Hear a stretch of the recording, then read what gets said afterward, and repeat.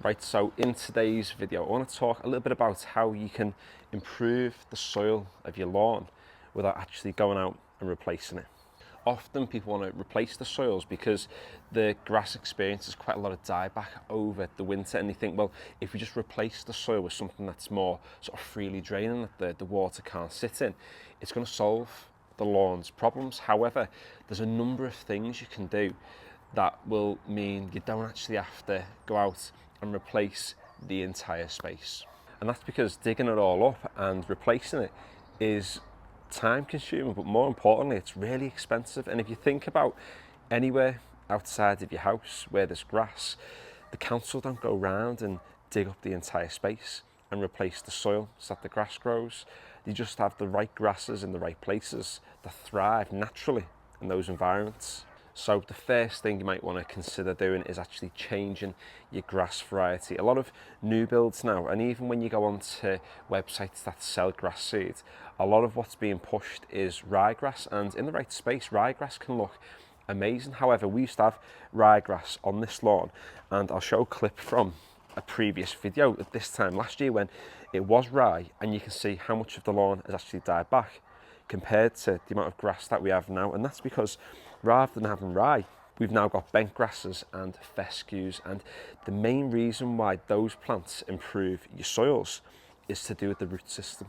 Bent grasses and fescues are able to multiply themselves by producing rhizomes and stolons, which are like little runners that either go below or just above the surface, where they can produce more parent plants. And because it's able to produce more parent plants, one grass plant can multiply into 100, if not, thousands of newer plants, and every new plant that you have puts its own root system down, and all those roots are working together to break down the soil, to make the soil a better place for this plant to survive.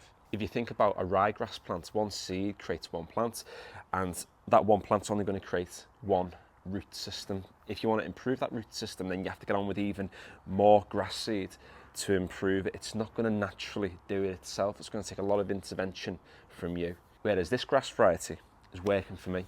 This time last year, there was no way I'd be able to walk across this part of the garden without the mud just squelching like you wouldn't believe. And the reason why it's not doing it this year is because the soil's drier, and we can say, we've had a little bit of a drier spring, but we've had quite a wet winter, and really, with this part of the lawn sitting in the shade all day still, it should be retaining a lot of that moisture. However, there's nowhere near as much in there this year. And that's because those roots are knitting the soil together much better than what the ryegrass did. But also as well, because there's more plants, they're having to, take up more of the water from the soil, which is in turn leaving it drier than it was. The next thing to consider as well would be aerating your lawn, using ideally hollow tine aeration. And the reason why I say that is because the main aim is partly to actually, improve that microbial activity that's taking place in the soil, get the soils right, get your grass right.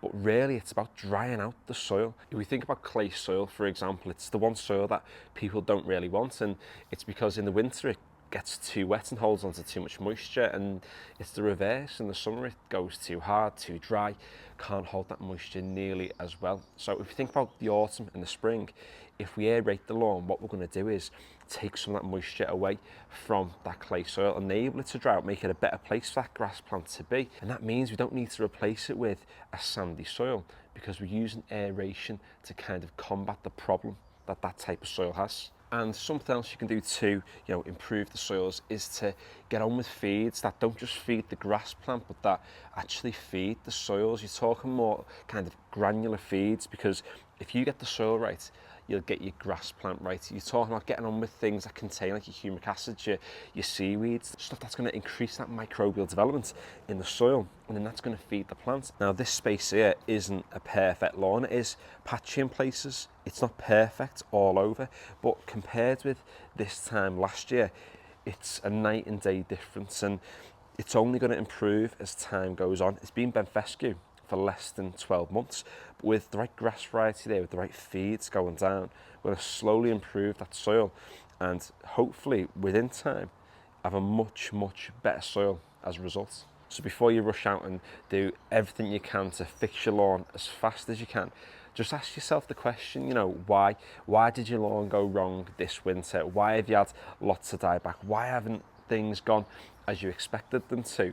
And before you actually go on and replace the soil that you have, think about how can you work with that soil? How can you improve it to make sure that this time next year you've still got a lawn just before the lawn care season really kicks off. So thanks for watching today's video. Hopefully you found it useful, and if you have, feel free to give it a like. I've got lots of videos planned over the next few months talking about the different varieties of grasses, where they thrive best, talking about soils, and like we've discussed in this video, kind of how we can work with them to improve our spaces without having to spend an absolute fortune.